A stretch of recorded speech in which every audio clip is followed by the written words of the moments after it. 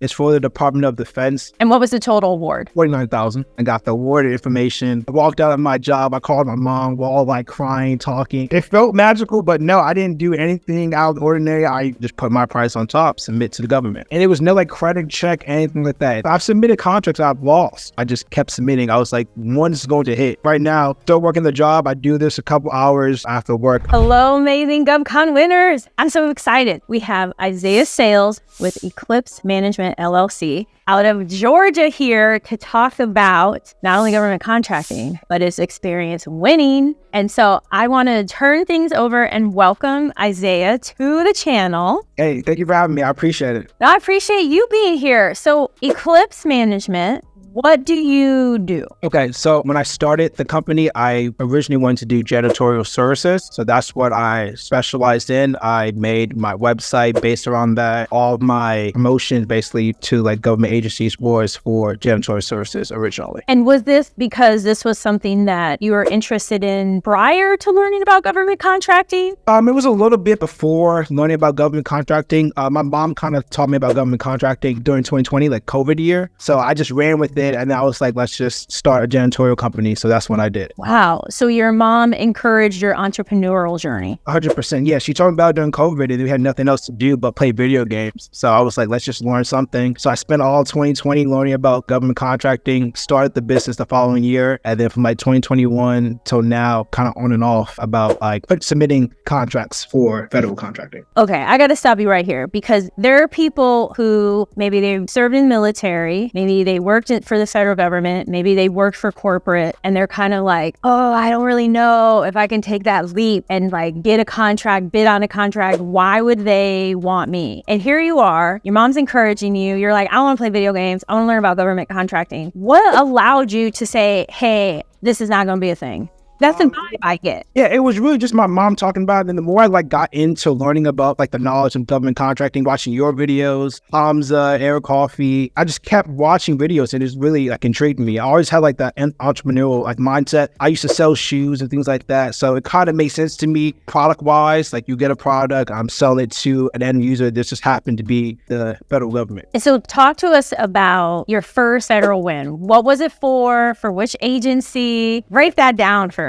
Okay, so this contract is for Samsung products. I sold Samsung products to the government. It's for the Department of Defense, specifically the Navy. So I had a supplier and I was working on a contract before this one and I actually lost it with the same supplier. So then I came across the contract that I was awarded and I just sent it straight to my supplier. I was like, hey, can you give me a quote real quick? And he gave it back to me less than like 12 hours. I submitted my pricing on top. And then like one Thursday, I was at work and got the awarded information. I just started celebrating. Well, this is exciting. So you have a job, you're entrepreneurial, you're like, nah, I'm going to play video games. I'm going to go into government contracting. And you're also able to submit. You said didn't win something. It's okay. So before we go in more into the win, because I can't wait to hear more about that, talk to us about how you found this supplier, because there's this myth that you have to have this letter of agreement, that it's hard to work with suppliers. I'm not saying it's necessarily simple, but also what we believe becomes truth. So walk us through how you're able to even make that happen. Yeah, so I found the first contract, the Samsung product one, and I was just on Google. I was trying to just find vendors. I'm Googling anything possible. I am coming across this one website that had like a list of like authorized resellers, distributors for these types of products. And I found one, I read it all of them, and I found one that was working with me, communicating with me pretty well. And then I was talking about the pricing on the first one. We just happened to come in too high. So then I was like, all right, since you guys are working with me pretty well, I was like, let's just do another one. So I sent it to my vendor with the first contract. I sent him the pricing for the second contract that I was awarded. And then we just built a relationship from there. That is amazing. And so out the gate, they were open to working with you. Yes, ma'am. Did you do anything magical? I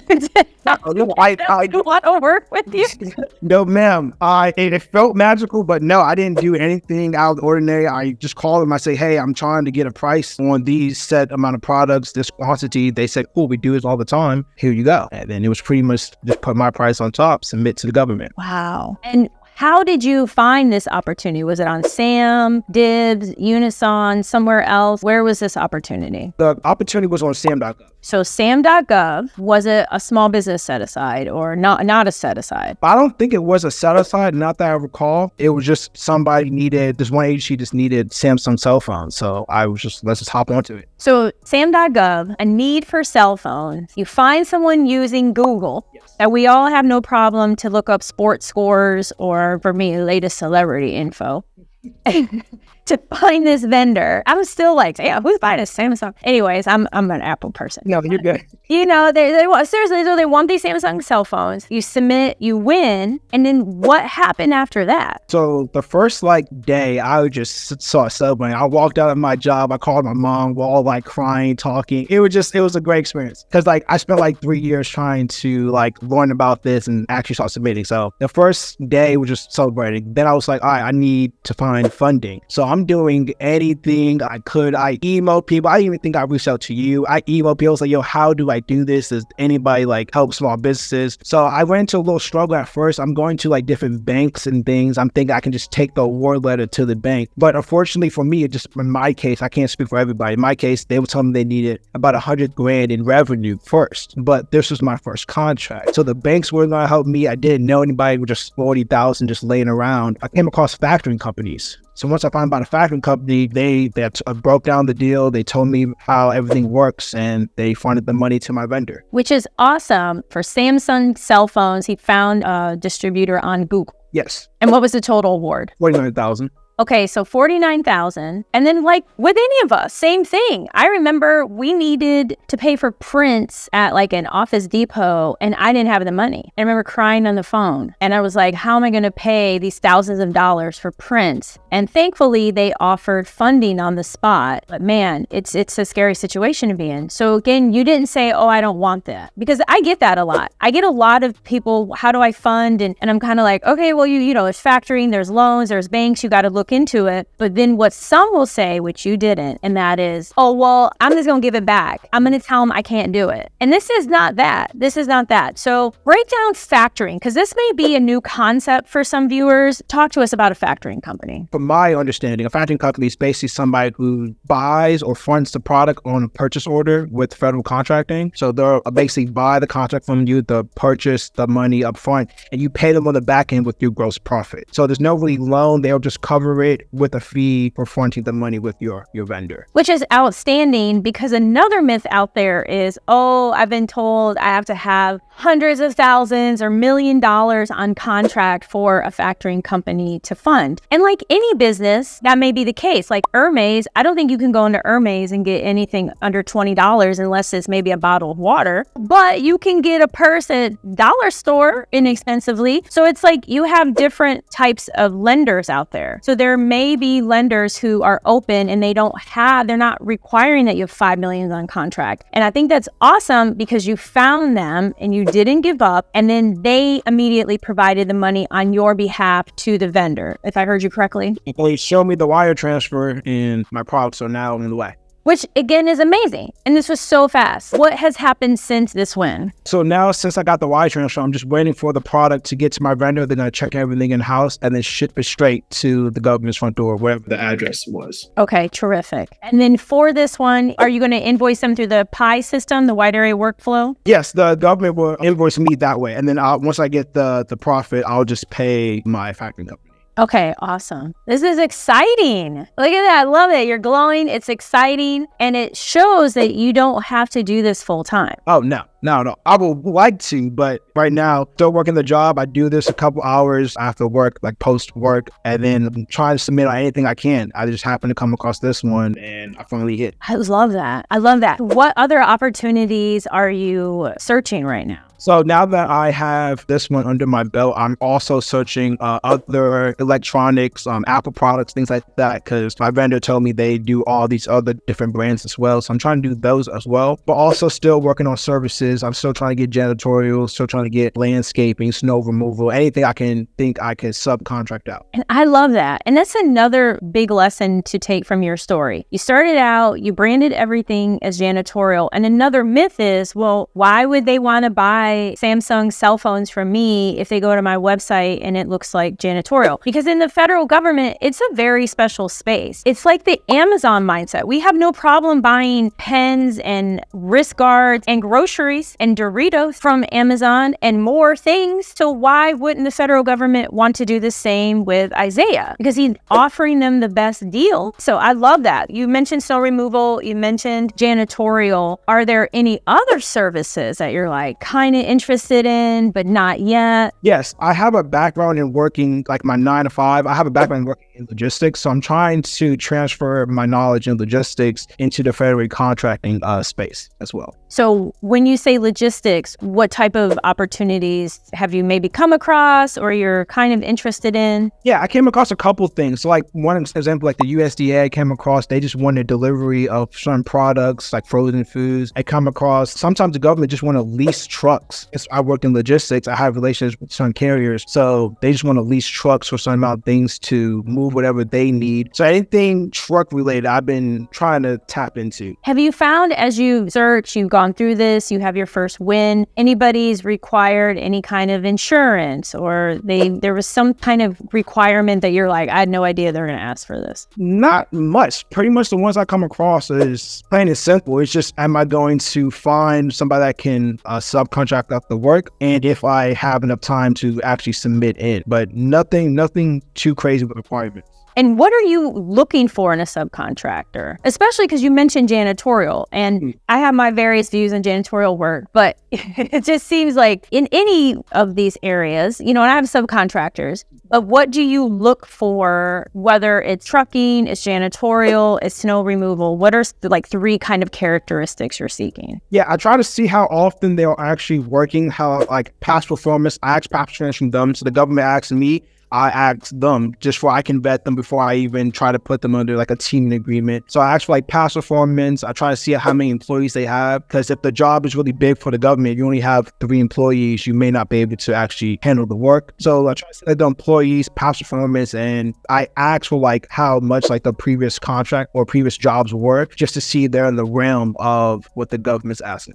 Those are really good, because I came across a janitorial opportunity where one piece of it is, I think it's like a 55,000 square foot basement. And if it's a 1-person janitorial company, I don't know. I mean, I don't recall how often the basement needs to be cleaned, but they may not be the best fit. And how do you handle if someone's like not forthcoming? They're kind of like, oh, well, here's what it's going to cost. Yeah, so if they act like that, I mean, I kind of just take it with a grain of salt. If there's somebody's coming at me with that energy, there's so many other people who will be willing to do the work and are actually happy about doing it. So if I have somebody that's talking to me like that, I just thank you for talking to me, thank you for your time, and then I move on to the next potential subcontract.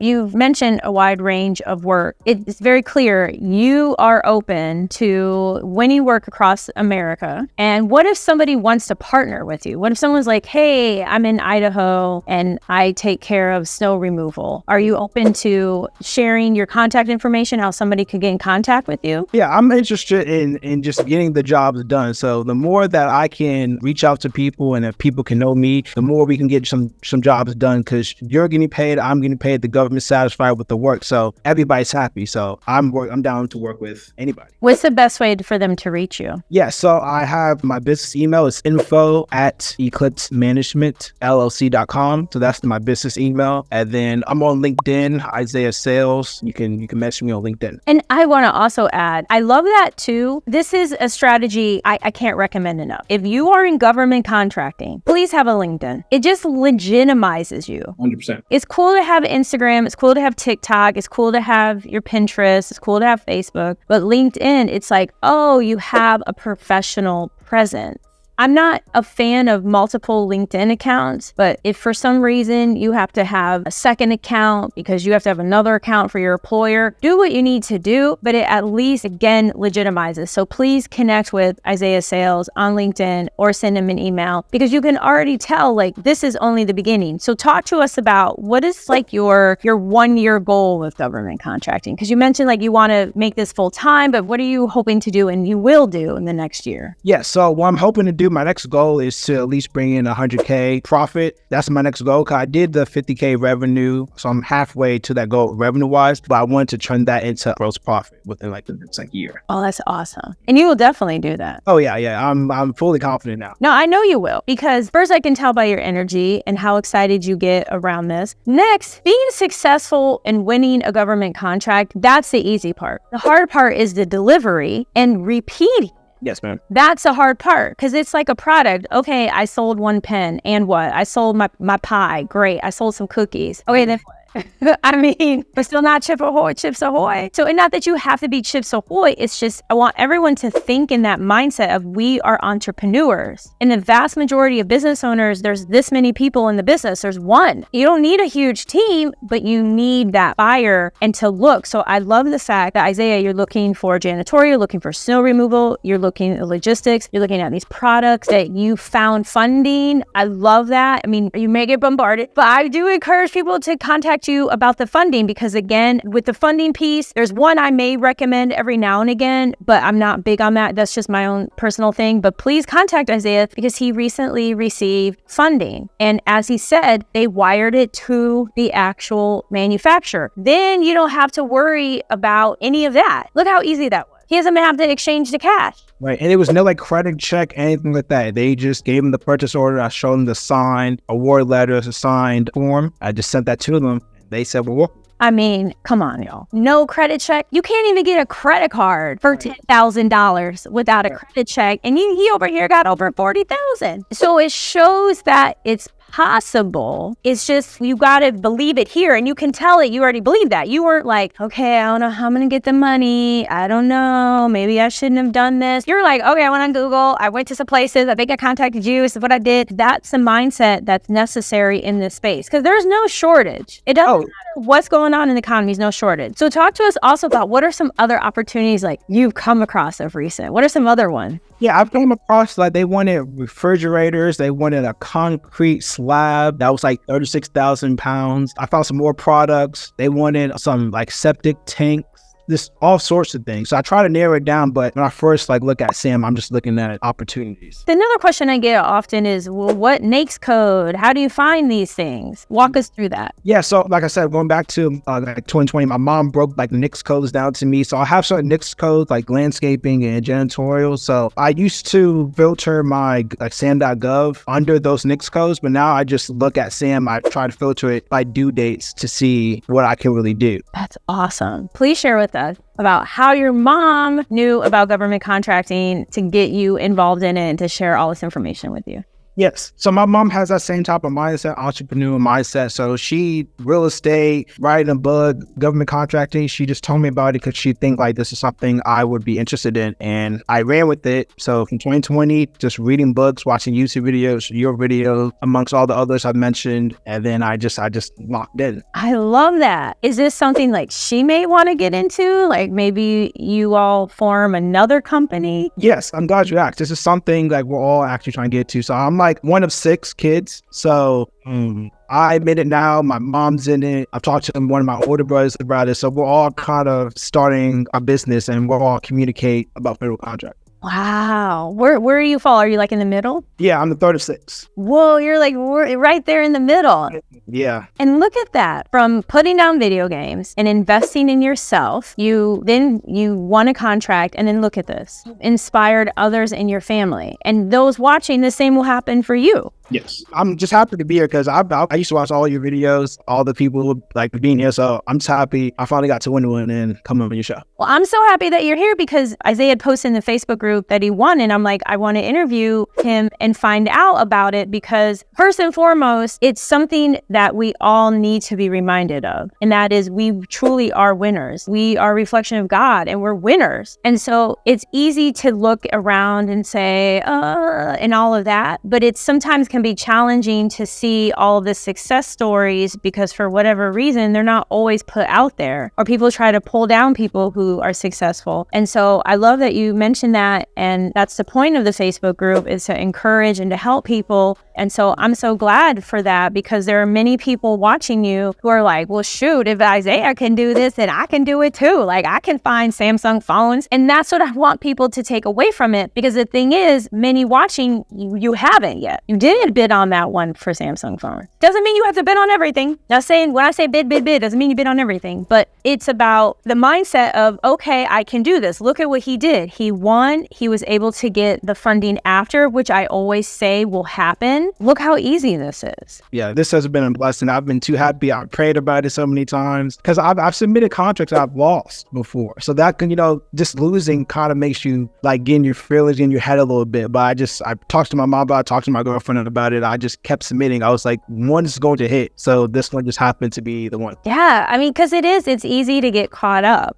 I didn't win. Oh, am I really supposed to do this? It's like this tornado. And you don't want to get caught up in that, because what would happen if you didn't bid, and look at you now. Yes, ma'am. This is tremendous. So share again how people can get in contact with you, Isaiah. Yes, so I'm on LinkedIn, Isaiah Sales, SAYLES, and you can also email me. My business email is info@solareclipsemanagementllc.com. I love it. Some may want to know, we didn't discuss it yet, in addition to your small business, and I only say that because the vast majority of us are, it's a good thing in the federal government to be small. What other set-asides do you have, or are you potentially seeking to apply for? The only set aside I have right now is just in terms of federal contracting, total small business. That's the only one I have at the moment. And you still won. Yes. Yes, ma'am. Which goes again against the myth. There's no need to collect. This isn't a video game. We don't have to collect all these badges and points to save somebody. Just by having a small business set aside, and you may not even need it, because if you're bidding on something where there isn't a set aside, they're just open to whoever can provide it. And then when you have the set aside, it just narrows your competition. Yeah, the set asides help, but they don't win anything. So yeah, it's good to have, but there's nothing to I wouldn't bet money on you're just going to get a federal contract because you have a set aside. I would agree. So many people who have the set asides will write and then they haven't won anything. It's like having a cute store and then nobody's shopping.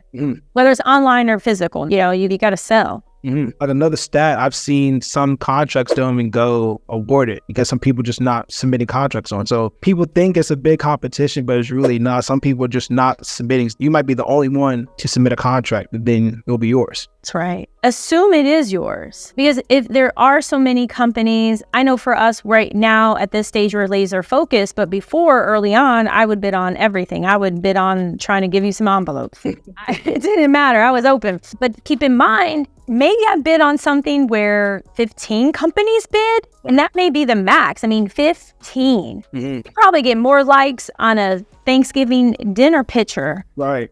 More than 15 likes than, companies who are bidding. So the competition is small. And even with the 15, I've had debriefs when I've lost and I asked for debriefs. And they'll say there'll be 15 people who submitted, but only 3 was actually in our requirements. So just because they submitted doesn't mean they fell into the lines that the government was asking for. That's a really good point. Talk to us about that, because some may not know that you can request this and what it is. So break down for everyone, what is a debrief and how you requested it. Yeah, the debrief is basically just asking government what you did wrong after a contract is awarded. So for this specific debrief, it was for snow removal. I think it was Londonderry, New Hampshire, I think. I submitted a contract. I was actually, come to find out with the debrief, I was the lowest price, but I messed up the CLIN number, the item numbers. I messed up one line in all the option years. I lost the contract. It was going to be 5 years. My profit was $120,000 per year, and I lost it because of a typo. Okay, my heart is broken. Yeah, I was devastated. But I lost the contract. The debrief literally said because of item 001, so the base year, 1001 for the next year and so on, I lost the contract because of a typo. But one door closes, many more open, so it's okay. It's okay. Yeah. It took a minute to go over it, but I eventually did. You said they emailed the information to you. Yes. So I asked the contractor offer through email. I was like, hey, I just want to know about a debrief. She was like, we really don't do debriefs, but she so typed out why I lost. So she sent me like a little PDF and she signed in everything. And she was just like, in the PDF, it was like, because of item numbers 001 and so on, there was a typo, so it messed up how much you were actually asking for. So the pricing numbers didn't make sense. So in that reason, they couldn't award my company the contract. So they had to give it to somebody else. And the next price was $86,420 more expensive than mine. I mean, it's a learning. You can recompete in 5 years. Here's the other thing. They don't have to issue option years. So they may discontinue the contract after the first year. That is true. I heard about that. So we'll see. Keep in contact with them. Oh, definitely. I have every contract submitted on. I have like a little notes in my phone just in case like I ever come across them again. Things like that. I just try to keep document everything. Yeah, I love that. And I love that you ask for the debrief. While some will say, oh, it's required, they have to, there's nothing we have to do in life. I mean, let's say maybe there's very few things you have to do. But the fact that they're like, okay, well, I'm going to send this to you anyways, that's still very useful information. And that's why it's important to ask for one. 100%. I wish I would have caught it before, but once she told me, I went back to my offer. I looked through and I was like, oh my God. It happens. I mean, I had a contract. So there's these big contract vehicles, probably $1 billion vehicle, and you have to submit your previous contracts. And one of them that I submitted didn't have a signature on it. So they're like, oh, we disqualified you. And I was like, wow. And I paid a company to help me. I was like, wow. I was like, I never worked with them again. And I was just like, what did I pay you for? Exactly. But you know what? It all works out. Like, I'm really glad it happened because then I got introduced to another company that helped me, and they're helping me right now with a contract vehicle. That's awesome. Oh my goodness. I can't thank you enough, Isaiah Sales, for being here. You are such a light. Before you know it, you're going to be doing $1 million a year. It's only a handful of $200,000 contracts because you already know you're capable. Oh, 100%. So it's just that one bing, ding, ding, and then you're off to the races, and then you're going to be selling your business, and you're going to be all over the internet on a yacht. Is you saying that's the plan? That's the goal. Yes, ma'am. I love that. Again, thank you so much for being here. And thank you all for watching. If you haven't already, check out my book, winnerswaybook.com, and like, subscribe, hit the notification button. As you all know, everything is possible.